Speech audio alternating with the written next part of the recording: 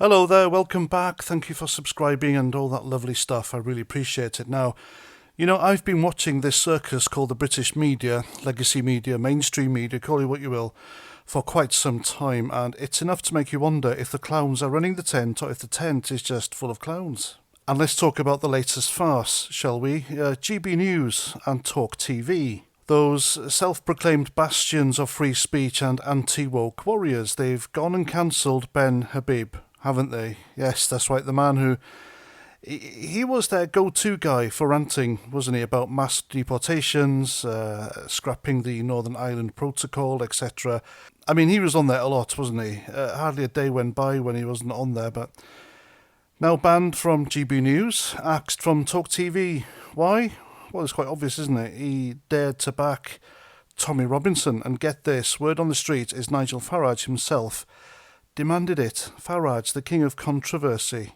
The guy is joint number one bogeyman with Tommy Robinson for the lefties, isn't he? So he's been pulling the strings apparently to silence a fellow right-wing firebrand. Hypocrisy doesn't even begin to cover it, really. So picture the scene, you've got these channels, GB News and Talk TV, strutting around like they're the antidote to the BBC's lily-livered liberalism. They love a good shout about cancel culture. Oh, how they wail when some poor sod gets sacked for a dodgy tweet or a knee that bends the wrong way. Remember when GB News pulled one of their own presenters for taking the knee? They called it a breach of editorial standards, faster than you can say virtue signal, didn't they? But now they're the ones wielding the axe, aren't they? Ben Habib, former Reform UK deputy leader, the guy who once suggested letting illegal migrants sink their own boats if they slashed them in protest. I mean, he's too hot for their airwaves because he shook hands with Tommy Robinson.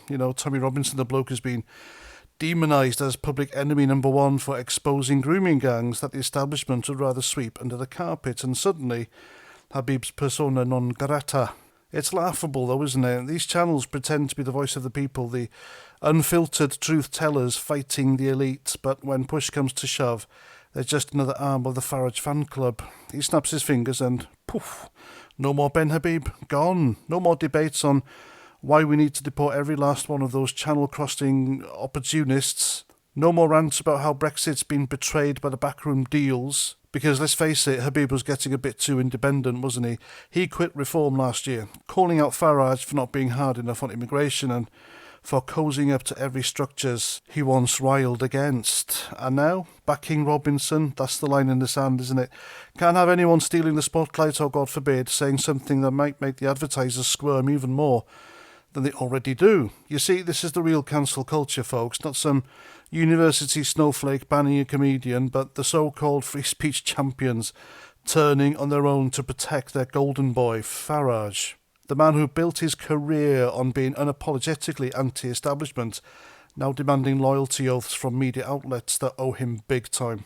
GB News, they're basically reformed TV with better graphics. Talk TV is the same, really. And yet, when a voice like Habib's, raw, unpolished, and actually calling for the mass deportations these channels love to tease but not deliver, when that voice aligns with someone the elite hates, out he goes. It's not about principle, though. It's about power. Farage's power, the party's power, and the media, they're just the willing lapdogs rolling over for a pat on the head. I mean, what a joke, folks. It really is. If these channels were serious about free speech, they'd have Habib on every night. Even Tommy Robinson, to be honest. And they'd let him eviscerate the open borders madness that's turning our streets into no-go zones and our hospitals into waiting lists from hell. But no, better to silence him than risk offending the wrong billionaire or losing a few more viewers to the BBC's sanitised drivel. Ben Habib, for all his rough edges, was one of the few willing to say the unsayable, wasn't he? That we've lost control of our borders, our culture, our bloody country. And for that, he's cancelled by the very people who built their brand on echoing it. So the next time you tune into GB News or whatever's left of Talk TV, remember, it's all theatre, a pantomime of outrage, scripted by Nigel Farage and his merry band of opportunists. If you want real talk, switch it off, because the truth, it's not on the airwaves anymore.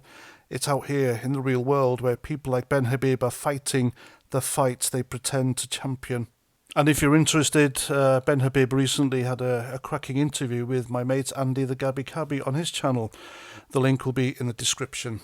And there we go. I'm past 49. Thanks for watching, and until the next time, Roger Trout.